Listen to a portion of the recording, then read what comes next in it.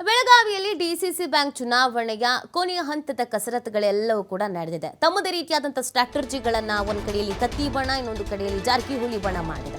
So ಇವತ್ತು final ಆಗಿ ಇನ್ನೊಂದು ರೀತಿಯಾದಂಥ ಸ್ಟ್ರಾಟಜಿಯನ್ನು ಮಾಡ್ಬೋದು. ಯಾಕೆ ಅಂತ ಹೇಳಿದ್ರೆ ನಾಮಪತ್ರ ವಾಪಸ್ ಪಡೆಯೋದಕ್ಕೆ ಇವತ್ತು ಕೊನೆಯ ದಿನ.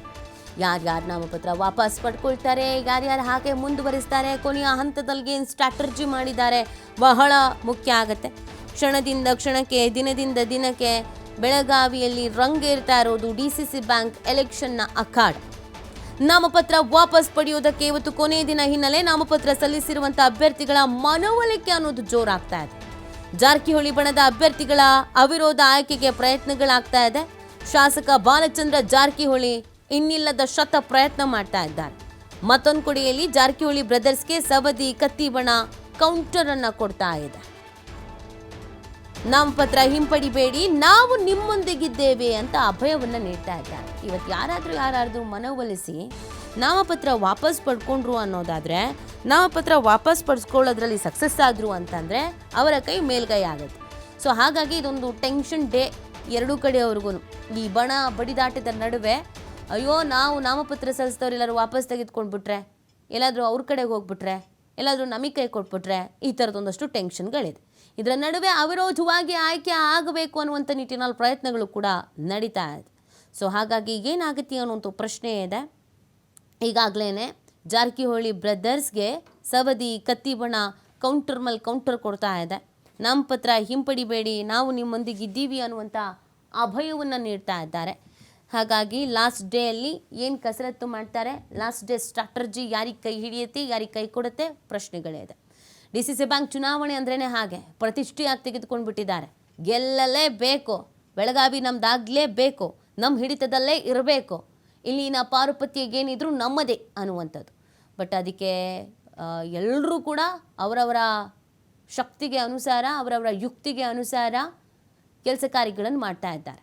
ಯಾರನ್ನು ತಮ್ಮ ಹತ್ರ ಸೆಳ್ಕೊಳ್ಬೇಕು, ಯಾರನ್ನು ತಮ್ಮಿಂದ ಹೊರಗಿಡಬೇಕು, ಈ ಪ್ರಯತ್ನಗಳಲ್ಲಿ ಮುಂದುವರಿತಾ ಇದ್ದಾರೆ. ನೋಡಿ, ಈಗಾಗಲೇ ಬಾಲಚಂದ್ರ ಜಾರಕಿಹೊಳಿ ಇನ್ನೊಂದು ಕಡೆಯಲ್ಲಿ ಕತ್ತಿ, ಇನ್ನೊಂದು ಕಡೆಯಲ್ಲಿ ಸವದಿ, ಇವುಗಳು ತಮ್ಮ ತಮ್ಮ ಬಣದವರ ಜೊತೆಗೆ ಸ್ಟ್ರಾಟರ್ಜಿಗಳ ಮೇಲೆ ಸ್ಟ್ರಾಟರ್ಜಿ ಮಾಡ್ತಾ ಇರೋದು. ಯಾರ್ಯಾರು ನಾಮಪತ್ರ ಸಲ್ಲಿಕೆ ಮಾಡ್ತಾರೆ ಅನ್ನೋದನ್ನು ಕೊನೆ ಕ್ಷಣದವರೆಗೂ ಹೇಳಿರಲಿಲ್ಲ. ಹಾಗಾಗಿ ಯಾರ್ಯಾರು ಹಿಂಪಡಿತಾರೆ ಅನ್ನೋದನ್ನು ಬಿಟ್ಟುಕೊಡೋದು ಡೌಟು. ಸೊ ಕೊನೆಯ ಹಂತದಲ್ಲಿ ಏನಾಗುತ್ತೆ ನೋಡಬೇಕು. ಸತೀಶ್ ಜಾರಕಿಹೊಳಿ ನಂತರ ನಾನು ಉತ್ತಮ್ ಪಾಟೀಲ್ಗೆ ನಾನು ಒಂದು 10 ಸಲ ಹೇಳಿದೆ, ಬೇಡ ತಾವು ನಿಲ್ಬೇಡ್ರಿ, ಸಹಕಾರ ಕೊಟ್ಟಿದ್ದು ಒಂದು ಸಲ ನಾವೆಲ್ಲ ಒಂದು ಗ್ರೂಪ್ ಐತಂದು.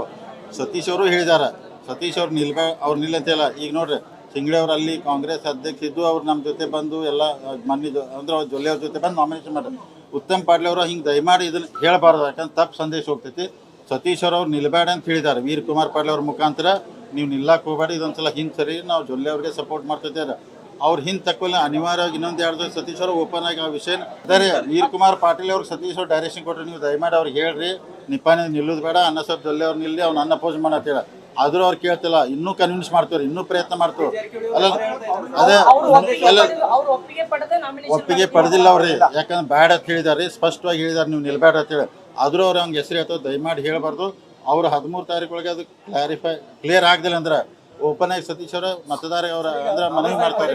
ಒಂದು ನಿಮಿಷ ಕಾಗವಾಡ ಇದು ಕಿತ್ತೂರದೊಂದು ಕ್ಲಿಯರ್ ಮಾಡ್ತಾನೆ. ಕಿತ್ತೂರಲ್ಲಿ ವಿಕ್ರಮ್ ಇನಾಮ್ದಾರು ನಮ್ಮ ಕ್ಯಾಂಡಿಡೇಟ್ರೆ, ನಾವೆಲ್ಲ ಮೊದಲಿಂದ ಅವ್ರಿಗೆ ಸಪೋರ್ಟ್ ಮಾಡ್ತೀವಿ. ಇವತ್ತು ಅವ್ರಿಗೆ ಸಪೋರ್ಟ್ ಮಾಡ್ತೀವಿ, ನಾಳೆ ಅವ್ರಿಗೆ ಸಪೋರ್ಟ್ ಮಾಡ್ತೀವಿ. ನಮ್ಮ ಕ್ಯಾಂಡಿಡೇಟ್ ಅಲ್ಲೇ ಈಗ ಅವ್ರು ಬಾಬಾ ಸಾಹೇಬ್ ಮೋಸಿ ಕಾಂಗ್ರೆಸ್ ಎಮ್ ಎಲ್ ಎ ಅವ್ರ ಬ್ರದರ್ ನಿಲ್ಸಿದಾರು, ಅವ್ರು ಫೈಟ್ ಮಾಡೋದನ್ನ ಮಾಡಲಿ. ನಮ್ಮ ಕಿತ್ತೂರು ವಿಷಯದಾಗ ವಿಕ್ರಮ್ ಇನಾಮ್ದಾರ್ ನಮ್ಮ ಕ್ಯಾಂಡಿಡೇಟು, ನಾವು ಕ್ಲಿಯರ್ ಆಗಿ ಅವ್ರ ಜೊತೆ ನಿಲ್ತು ಅವ್ನು ಗೆಲ್ಸುವಂಥ ಪ್ರಾಮಾಣಿಕ ಪ್ರಯತ್ನ ಮಾಡ್ತೀವಿ. ಸತೀಶ್ ಜಾರಕಿಹೊಳಿ ನಂತರ ನಾನು ಉತ್ತಮ್ ಪಾಟೀಲ್ಗೆ ನಾನು ಒಂದು 10 ಸಲ ಹೇಳಿದೆ, ಬೇಡ ತಾವು ನಿಲ್ಬೇಡ್ರಿ, ಸಹಕಾರ ಕೊಟ್ಟಿದ್ದು ಒಂದು ಸಲ ನಾವೆಲ್ಲ ಒಂದು ಗ್ರೂಪ್ ಐತಂದು. ಸತೀಶ್ ಅವರು ಹೇಳಿದ್ದಾರೆ, ಸತೀಶ್ ಅವ್ರು ಅವ್ರು ನಿಲ್ಲಂತಿಲ್ಲ. ಈಗ ನೋಡ್ರಿ, ಸಿಂಗಡಿ ಅವ್ರು ಅಲ್ಲಿ ಕಾಂಗ್ರೆಸ್ ಅಧ್ಯಕ್ಷ ಇದ್ದು ಅವ್ರು ನಮ್ಮ ಜೊತೆ ಬಂದು ಎಲ್ಲ ಮನ್ನಿದ್ದು ಅಂದ್ರೆ ಅವ್ರ ಜೊಲ್ಲೆ ಅವ್ರ ಜೊತೆ ಬಂದು ನಾಮಿನೇಷನ್ ಮಾಡ್ತಾರೆ. ಉತ್ತಮ್ ಪಾಟೀಲ್ ಅವರು ಹಿಂಗೆ ದಯಮಾಡಿ ಈ ಬಗ್ಗೆ ಮತ್ತಷ್ಟು ಮಾಹಿತಿಯನ್ನು ನೀಡ್ತಾರೆ ನಮ್ಮ ಪ್ರತಿನಿಧಿ ಶ್ರೀಧರ್. ಬೆಳಗಾವಿಯಿಂದ ಲೈವ್ನಲ್ಲಿ ಜಾಯ್ನ್ ಆಗ್ತಾ ಇದ್ದಾರೆ. ಶ್ರೀಧರ್, ದಿನಕ್ಕೊಂದು ಸ್ಟ್ರಾಟರ್ಜಿಗಳು ನಡೀತಾನೆ ಇದೆ. ಕೊನೆಯ ಹಂತದ ಕಸರತ್ತು ಅನ್ನೋ ಹಾಗೇನೆ ಇವತ್ತು ನಾಮಪತ್ರ ಯಾರು ಹಿಂಪಡಿತಾರೆ, ಯಾರನ್ನ ಹಿಂಪಡಿಸೋದ್ರಲ್ಲಿ ಸಕ್ಸಸ್ ಆಗ್ತಾರೆ, ಏನು ಲೆಕ್ಕಾಚಾರ ಇದೆ ಅನ್ನೋದು ಚರ್ಚೆ ಆಗ್ತಾ ಇರೋದು. ಏನೇನು ಪ್ಲಾನ್ ಮಾಡ್ಕೊಂಡಿದ್ದಾರೆ, ಯಾರ ಕೈ ಮೇಲ್ಗೈ ಆಗಬಹುದಾದ ಸಾಧ್ಯತೆ ಇದೆ ಶ್ರೀಧರ್?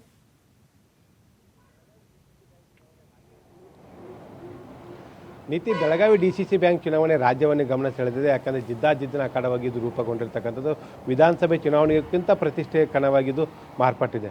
ಇವತ್ತು ಪ್ರಮುಖವಾಗಿ ಬೆಳಗಾವಿ DCC ಬ್ಯಾಂಕ್ನ 16 ಸ್ಥಾನಗಳ ನಿರ್ದೇಶಕ ಸ್ಥಾನಗಳಿದ್ದಾವೆ.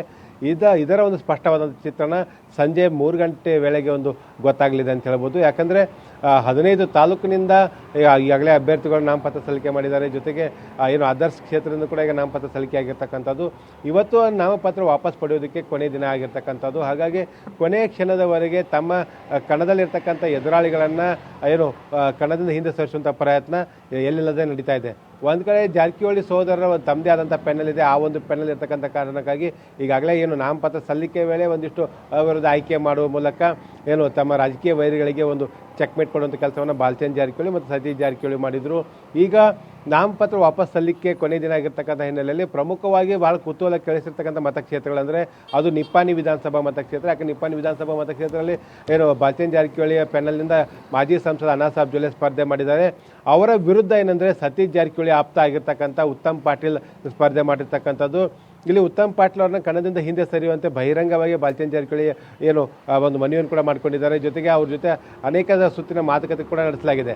ಆದರೆ ಉತ್ತಮ್ ಪಾಟೀಲ್ ಯಾವುದೇ ಕಾರಣಕ್ಕೂ ಚುನಾವಣೆ ಕಣದಿಂದ ಹಿಂದೆ ಸರಿಯೋದಿಲ್ಲ ಅನ್ನೋಂಥ ಮಾತನ್ನು ಹೇಳಿರ್ತಕ್ಕಂಥದ್ದು. ಜೊತೆಗೆ ನಾಮಪತ್ರ ಸಲ್ಲಿಕೆಗೂ ಮುನ್ನ ಉತ್ತಮ್ ಪಾಟೀಲ್ ರಮೇಶ್ ಕತ್ತಿ ಅವರನ್ನ ಭೇಟಿಯಾಗಿದ್ದಾರೆ ಅನ್ನೋಂಥ ಚರ್ಚೆ ಏನಿದೆ, ಇದು ಸಾಕಷ್ಟು ಕುತೂಹಲ ಕೇಳಿಸಿದೆ. ಜೊತೆಗೆ ಸತೀಶ್ ಜಾರಕಿಹೊಳಿ ಅವರನ್ನು ಗಮನಕ್ಕೆ ತೆಗೆದುಕೊಂಡು ಬಂದೇ ನಾನು ಚುನಾವಣೆ ಸ್ಪರ್ಧೆ ಮಾಡಿದ್ದೀನಿ ಅನ್ನೋಂಥ ಮಾತನ್ನು ಹೇಳಿರ್ತಕ್ಕಂಥದ್ದು. ಇದು ನಿಪ್ಪಾಣಿಯಲ್ಲಿ ಅನಾಸಾಬ್ ಜೊಲ್ಲೆ ಅವಿರೋಧ ಆಯ್ಕೆ ಆಗ್ತಾರಾ ಅಥವಾ ಅಲ್ಲಿ ಚುನಾವಣಾ ಕಣ ಸಿದ್ಧವಾಗುತ್ತಾ ಅನ್ನೋಂಥ ಕುತೂಹಲ ಇರ್ತಕ್ಕಂಥದ್ದು. ಮತ್ತೊಂದು ಕಡೆ ಹುಕ್ಕೇರಿಯಲ್ಲಿ ರಮೇಶ್ ಕತ್ತಿ ಸ್ಪರ್ಧೆ ಮಾಡಿದ್ದಾರೆ. ರಮೇಶ್ ಕತ್ತಿ ವಿರುದ್ಧ ರಾಜೇಂದ್ರ ಪಾಟೀಲ್ ಅಭ್ಯರ್ಥಿಯನ್ನು ಜಾರಕಿಹೊಳಿ ಸೋದರರು ಈಗ ಕಣಕ್ಕಿಳಿಸಿರ್ತಕ್ಕಂಥದ್ದು. ಹಾಗಾಗಿ ಹುಕ್ಕೇರಿಯಲ್ಲಿ ಕೂಡ ಜಿದ್ದಾಜಿದ್ದಿನ ಅಖಾಡವಾಗಿ ರೂಪುಗೊಳ್ಳುತ್ತೆ. ಇನ್ನು ಪ್ರಮುಖವಾಗಿ ಬರುವಂಥದ್ದು ಏನಂದರೆ ರೀತಿ ಕಿತ್ತೂರು ವಿಧಾನಸಭಾ ಮತಕ್ಷೇತ್ರ. ಕಿತ್ತೂರು ವಿಧಾನಸಭಾ ಮತಕ್ಷೇತ್ರದಲ್ಲಿ ಜಾರಕಿಹೊಳಿ ಪೆನಲ್ನಿಂದ ಮಾಜಿ ಸಚಿವ DB ಇನಾಮದಾರ್ ಪುತ್ರ ವಿಕ್ರಮ್ ಇನಾಮದಾರ್ ಸ್ಪರ್ಧೆ ಮಾಡಿದರೆ, ಅದೇ ಒಂದು ಕಿತ್ತೂರಿನಲ್ಲಿ ಕೂಡ ಶಾಸಕ ಬಾಬಾ ಸಾಹೇಬ್ ಪಾಟೀಲ್ ಸೋದರ ನಾನಾ ಸಾಹೇಬ್ ಸ್ಪರ್ಧೆ ಮಾಡಿರ್ತಕ್ಕಂಥದ್ದು. ಬಾಬಾ ಸಾಹೇಬ್ ಇಲ್ಲಿ ಪ್ರಮುಖವಾಗಿ ಸತೀಶ್ ಜಾರಕಿಹೊಳಿ ಆಪ್ತ ಬಣದಲ್ಲಿ ಗುರುತಿಸಿಕೊಂಡಿದ್ದಾರೆ. ಜೊತೆಗೆ ಇಲ್ಲಿ ಇನಾಮದಾರ್ ಮತ್ತು ಬಾಬಾ ಸಾಹೇಬ್ ಪಾಟೀಲ್ ಕುಟುಂಬದ ಮಧ್ಯೆ ರಾಜಕೀಯ ಒಂದು ಜಿದ್ದಾಜಿದ್ದು ವಿಧಾನಸಭಾ ಚುನಾವಣೆಯಿಂದ ಕೂಡ ಇರ್ತಕ್ಕಂಥದ್ದು. ಹಾಗಾಗಿ ಇಲ್ಲಿ ಕೂಡ ಸಾಕಷ್ಟು ಕಸರತ್ತು ನಡೀತಾ ಇದೆ. ಆದರೆ ಇಲ್ಲಿ ಅವಿರೋಧ ಆಯ್ಕೆ ಪ್ರಕ್ರಿಯೆ ಎಷ್ಟೇ ಪ್ರಯತ್ನ ಮಾಡಿದ್ರು ಕೂಡ ಇಲ್ಲಿ ಕೂಡ ಚುನಾವಣೆ ನಡೆಯುವಂಥದ್ದು ಭಾಳ ಸ್ಪಷ್ಟವಾಗಿ ಕಂಡು ಬರ್ತಾ ಇದೆ. ಮತ್ತೊಂದು ಕಡೆ ಬಾಲಚಂದ್ರ ಜಾರಕಿಹೊಳಿ ಆಪ್ತರಲ್ಲಿ ಗುರುತಿಸಿಕೊಂಡಿರ್ತಕ್ಕಂಥ ಮಹಂತೇಶ್ ದೊಡ್ಡಗೌಡರು ಮಾಜಿ ಶಾಸಕರು ಬೈಲಹೊಂಗಲದಿಂದ ಸ್ಪರ್ಧೆ ಮಾಡ್ತಾ ಇದ್ದಾರೆ. ಆದರೆ ಅವರ ವಿರುದ್ಧ ಈಗ ಡಾಕ್ಟರ್ VI ಪಾಟೀಲ್ ಅವರು ಕೂಡ ಮಾಜಿ ಶಾಸಕರು, ಅವರು ಕೂಡ ಒಂದು ಕಣದಲ್ಲಿ ಇರ್ತಕ್ಕಂಥದ್ದು. ಹೀಗಾಗಿ VI ಪಾಟೀಲ್ ಒಂದು ಕಡೆ ಕಣದಿಂದ ಹಿಂದೆ ಸರಿಸುವಂಥ ಎಲ್ಲ ರೀತಿ ಕಸರತ್ತು ನಡೆದ್ರು ಕೂಡ ಅದು ಕೂಡ ಎಲ್ಲೇ ಒಂದು ಕಡೆ ಕೈಗೂಡಿಲ್ಲ. ಇಲ್ಲಿ ಕೂಡ ಒಂದು ಜಾರಕಿಹೊಳಿ ಸೋದರ ವಿರುದ್ಧವೇ ಮತ್ತೊಂದು ಪ್ಯಾನಲ್ನ ಅಭ್ಯರ್ಥಿ ಕಣಕ್ಕಿಳಿಯಲಿದ್ದಾರೆ. ಅವರು ಇಲ್ಲಿ ಕತ್ತಿ ಜೊತೆ ಗುರುತಿಸ್ಕೊಳ್ತಾರೆ ಅಥವಾ ಸ್ವತಂತ್ರವಾಗಿ ಆ ಒಂದು ಸ್ಥಳೀಯ ರಾಜಕಾರಣಕ್ಕಾಗಿ ಅವರು ಸ್ಪರ್ಧೆ ಮಾಡಿದ್ದಾರೆ ಅನ್ನೋದು ಕೂಡ ಒಂದು ಸ್ಪಷ್ಟವಾಗುತ್ತೆ ಅಂತ ಹೇಳ್ಬೋದು. ಇನ್ನೊಂದು ಕುತೂಹಲ ಕೇಳಿಸಿದಂಥ ಮತಕ್ಷೇತ್ರ ಅದು ರಾಮದುರ್ಗ ಮತಕ್ಷೇತ್ರದಲ್ಲಿ ಇಲ್ಲಿವರೆಗೂ ಕೂಡ ಬಾಲಚಂದ್ರ ಜಾರಕಿಹೊಳಿ ಬೆಂಬಲಿತ ಅಭ್ಯರ್ಥಿ ಕಳೆದ ಬಾರಿ ಗೆದ್ದು ಬಂದಿದ್ದರು. ಹಾಗಾಗಿ ಈ ಬಾರಿ ಕೂಡ ಅದೇ ಒಂದು ಡವನ್ ಅವರನ್ನು ಇಲ್ಲಿ ಕಣಕ್ಕಿಳಿಸಿದ್ದಾರೆ. ಆದರೆ ಇಲ್ಲಿ ಅಶೋಕ್ ಪಟ್ಟಣ್ ಶಾಸಕ ಅಶೋಕ್ ಪಟ್ಟಣ್ ಆಗಿರ್ಬೋದು, ಮಾಜಿ ಶಾಸಕ ಮಾದೇವಪ್ಪ ಯಾದವಾಡ ಸೋದರ ಅಂತ ಮಲ್ಲಣ್ಣ ಯಾದವಾಡ ಆಗಿರ್ಬೋದು, ಅವರು ಇಲ್ಲಿ ಸ್ಪರ್ಧೆ ಮಾಡಿರ್ತಕ್ಕಂಥದ್ದು. ಇವತ್ತು ನಾಮಪತ್ರದಲ್ಲಿ ಮಲ್ಲಣ್ಣ ಯಾದವಾಡ ಮತ್ತು ಅಶೋಕ್ ಪಟ್ಟಣ್ ಇಬ್ಬರಲ್ಲಿ ಒಬ್ಬರು ಯಾರಾದರೂ ವಾಪಸ್ ಪಡೆದುಕೊಂಡ್ರೆ ಆಗ ಜಾರಕಿಹೊಳಿ ಪೆನ್ನಲ್ ಅಭ್ಯರ್ಥಿಗೆ ಒಂದು ಸಾಕಷ್ಟು ಈ ಒಂದು ಚುನಾವಣೆ ಗೆಲ್ಲುವುದು ಬಹಳಷ್ಟು ಕಷ್ಟ ಆಗುತ್ತೆ ಅಂತ ಹೇಳ್ಬೋದು. ಆದರೆ ಒಂದು ವೇಳೆ 3 ಜನ ಸ್ಪರ್ಧೆ ಮಾಡಿದರೆ ತ್ರಿಕೋನ ಸ್ಪರ್ಧೆ ಏರ್ಪಡುತ್ತೆ. ಇಲ್ಲಿ ಏನಾದರೂ ಪರಸ್ಪರ ಯಾದವಾಡ ಮತ್ತು ಪಟ್ಟಣ್ ಹೊಂದಾಣಿಕೆ ಮಾಡಿಕೊಂಡ್ರೆ ಖಂಡಿತವಾಗಿಯೂ ಇಲ್ಲಿ ಒಂದು ಅಚ್ಚರಿಯ ರಿಸಲ್ಟ್ ಬಂದರೂ ಕೂಡ ನಾವು ಅಚ್ಚರಿ ಪಡಬೇಕಾಗಿಲ್ಲ ನೀತಿ. ಇದರ ಜೊತೆಗೆ ಮತ್ತೊಂದು ಬಹಳ ಪ್ರಮುಖವಾಗಿರ್ತಕ್ಕಂಥ ಮತಕ್ಷೇತ್ರ ಅಂದರೆ ಅದು ಅಥಣಿ ಮತ್ತು ಕಾಗವಾಡ ವಿಧಾನಸಭಾ ಮತಕ್ಷೇತ್ರ ಅಂತ ಹೇಳ್ಬೋದು. ಅಥಣಿಯಲ್ಲಿ ಲಕ್ಷ್ಮಣ್ ಸವದಿ ಸ್ಪರ್ಧೆ ಮಾಡಿದ್ದಾರೆ. ಜೊತೆಗೆ ಲಕ್ಷ್ಮಣ್ ಸವದಿ ತಮ್ಮದೇ ಆದಂಥ ಅಲ್ಲಿ ವರ್ಚಸ್ಸು ಇರ್ತಕ್ಕಂಥದ್ದು, ಅವ್ರ ಗೆಲುವು ಖಚಿತವಾಗಿದೆ. ಅವಿರೋಧ ಆಯ್ಕೆ ಆಗುತ್ತಾ ಅಥವಾ ಚುನಾವಣೆ ನಡೆಯುತ್ತೆ ಅನ್ನೋದು ಕೂಡ ಗೊತ್ತಾಗುತ್ತೆ. ಯಾಕಂದರೆ ರಮೇಶ್ ಜಾರಕಿಹೊಳಿ ಮಹೇಶ್ ಕುಮಟಳ್ಳಿಯನ್ನು ಕಣಕ್ಕಿಳಿಸಿದ್ದಾರೆ. ಇನ್ನು ಕಾಗವಾಡದಿಂದ ಪ್ರಮುಖವಾಗಿ ರಾಜು ಕಾಗೆ ಸ್ಪರ್ಧೆ ಮಾಡಿದ್ದಾರೆ. ಲಕ್ಷ್ಮಣ್ ಸವದಿ ಆಪ್ತ ಆಗಿರ್ತಕ್ಕಂಥ ರಾಜು ಕಾಗೆ. ಹಾಗಾಗಿ ಇಲ್ಲಿ ಮಾಜಿ ಸಚಿವ ಶ್ರೀಮಂತ್ ಪಾಟೀಲ್ ತಮ್ಮ ಪುತ್ರ ಶ್ರೀನಿವಾಸನ್ ಕೂಡ ಕಣಕ್ಕಿಳಿಸಿದ್ದಾರೆ. ಇಲ್ಲಿ ಕೂಡ ರಮೇಶ್ ಜಾರಕಿಹೊಳಿನೇ ಈ ಒಂದು ಅಭ್ಯರ್ಥಿಯನ್ನು ಕಣಕ್ಕಿಳಿಸಿರ್ತಕ್ಕಂಥದ್ದು. ಹೀಗಾಗಿ ಇವೆರಡೂ ವಿಧಾನಸಭಾ ಮತಕ್ಷೇತ್ರದಲ್ಲಿ ಚುನಾವಣೆ ನಡೆಯೋದು ಬಹುತೇಕ ಖಚಿತ ಅನ್ನೋದು ಕೂಡ ಭಾಳ ಸ್ಪಷ್ಟವಾಗಿ ಗೊತ್ತಾಗ್ತಿರ್ತಕ್ಕಂಥದ್ದು. ಇವೆಲ್ಲದ ಹೊರತಾಗಿ ಇನ್ನೊಂದು ಪ್ರಮುಖವಾದ ಏನಂದರೆ ಚಂದ್ರರಾಜ್ ಹಟ್ಟಿಹೊಳಿ ಸಚಿವ ಲಕ್ಷ್ಮೀ ಹೆಬ್ಬಾಳ್ಕರ್ ಸೋದರ ಚಂದ್ರರಾಜ್ ಹಟ್ಟಿಹೊಳಿಯನ್ನು DCC ಬ್ಯಾಂಕ್ನಿಂದ ಹೊರಗಿಡಲಾಗ್ತದೆ ಅಂತ ಹೊರಗಿಡುವಂಥ ಪ್ರಯತ್ನ ನಡೆದಿತ್ತು. ಆದರೆ ಕೊನೆ ಕ್ಷಣದಲ್ಲಿ ನಡೆದಂಥ ರಾಜಕೀಯ ಸನ್ನಿವೇಶಗಳು, ಜೊತೆಗೆ ಹುಕ್ಕೇರಿ ಚುನಾವಣೆಯ ಫಲಿತಾಂಶ ಇವೆಲ್ಲವೂ ಕೂಡ ಹೆಬ್ಬಾಳ್ಕರ್ ಕುಟುಂಬಕ್ಕೂ ಕೂಡ ಒಂದು ಸಹಕಾರ ರಂಗದಲ್ಲಿ ಒಂದು ಸ್ಥಾನ ಸಿಗುವಂತಾಗಿದೆ. ಈಗ ಚಂದ್ರರಾಜ್ ಹಟ್ಟಿಹೊಳಿ ಕೂಡ ಅದರ್ಸ್ ಕ್ಷೇತ್ರಗಳಿಂದ ಇಲ್ಲಿ ಸ್ಪರ್ಧೆ ಮಾಡಿದ್ದಾರೆ. ಒಟ್ಟಾರೆ ಜಿಲ್ಲೆಗೆ ಇರ್ತಕ್ಕಂಥ ವಿವಿಧ ಏನು ಸಂಘ ಸಂಸ್ಥೆಗಳು ಬರ್ತವೆ, ಅದು KMF ಆಗಿರ್ಬೋದು, ಉಣ್ಣೆ ನಿಗಮ ಆಗಿರ್ಬೋದು, ಅರ್ಬನ್ ಕೋಆಪರೇಟಿವ್ ಆಗಿರ್ಬೋದು, ಇದರಿಂದ ಬರ್ತಕ್ಕಂಥ ಒಂದು 6 ಕೋಆಪರೇಟಿವ್ ಸೊಸೈಟಿಗಳಿಂದ ಅವರನ್ನು ಆಯ್ಕೆ ಮಾಡಬೇಕು. ಇಲ್ಲಿ ಚಂದ್ರರಾಜ್ ಹಟ್ಟಿಹೊಳಿ ಸ್ಪರ್ಧೆ ಮಾಡಿದ್ದಾರೆ. ಅವ್ರ ವಿರುದ್ಧ ಕೂಡ ಕಣದಲ್ಲಿ ಅಭ್ಯರ್ಥಿಗಳಿದ್ದಾರೆ. ಅವರನ್ನು ಹಿಂದೆ ಸರಿಸುವಂಥ ಪ್ರಯತ್ನ ಸಚಿವ ಲಕ್ಷ್ಮೀ ಹೆಬ್ಬಾಳ್ಕರ್, ಸ್ವತಃ ಸಚಿವ ಸತೀಶ್ ಜಾರಕಿಹೊಳಿ ಜೊತೆಗೆ ಬಾಲಚಂದ್ರ ಜಾರಕಿಹೊಳಿ ಸೇರಿದಂತೆ ಎಲ್ಲ ರೀತಿಯ ಕಸರತ್ತನ್ನು ನಡೆಸ್ತಾ ಇದ್ದಾರೆ. ಅದು ಕೈಗೂಡಿದ್ರೆ ಇವತ್ತು ನಾಮಪತ್ರ ವಾಪಸ್ ಪಡೆದ್ರೆ ಚಂದ್ರರಾಜ್ ಹಟ್ಟಿಹೊಳಿ ಅವಿರೋಧ ಆಯ್ಕೆ ಕೂಡ ಖಚಿತ ಆಗಲಿದೆ ಅಂತ ಹೇಳ್ಬೋದು. ಆದರೆ ಇಲ್ಲಿಯವರೆಗೆ ಅವಿರೋಧ ಆಯ್ಕೆ ಯಾರು ಆಗ್ತಾರೆ ಅನ್ನೋದ್ರ ಬಗ್ಗೆ ಎಲ್ಲಿಯೂ ಕೂಡ ಸುಳಿವು ಸಿಕ್ಕಿಲ್ಲ. ಆದರೆ ಪರಸ್ಪರ ಏನು ಕಣದಲ್ಲಿರ್ತಕ್ಕಂಥ ಅಭ್ಯರ್ಥಿಗಳನ್ನು ಹಿಂದೆ ಸರಿಸುವುದು ಅಥವಾ ಪರಸ್ಪರ ಗೆಲ್ಲುವಂಥ ಅಭ್ಯರ್ಥಿಗಳನ್ನು ತಮ್ಮತ್ತ ಸೆಳೆಯುವಂಥ ಪ್ರಯತ್ನಗಳು ಏನು ನಡೀತಾ ಇದೆ. ಹಾಗಾಗಿ ಇವತ್ತು ಏನು ಸಂಜೆಯ ವೇಳೆಗೆ ಸ್ಪಷ್ಟವಾದಂಥ ಬೆಳಗಾವಿ DCC ಬ್ಯಾಂಕ್ ಚುನಾವಣೆ ಏನು ಚಿತ್ರಣ ಗೊತ್ತಾಗಲಿದೆ. ಈ ಚುನಾವಣೆಯಲ್ಲಿ ಕತ್ತಿ ವರ್ಸಸ್ ಜಾರಕಿಹೊಳಿ ಫೈಟ್ ಏನಿದೆ, ಆ ಫೈಟ್ನ ಅಸಲಿ ರಣರಂಗ ಇವತ್ತು ಆರಂಭ ಆಗಲಿದೆ ಅಂತಲೇ ಹೇಳ್ಬೋದು. ಫೈನ್, ಥ್ಯಾಂಕ್ ಯು ಶ್ರೀಧರ್ ತಮ್ಮ ಡೀಟೇಲ್ಸ್ಗಾಗಿ.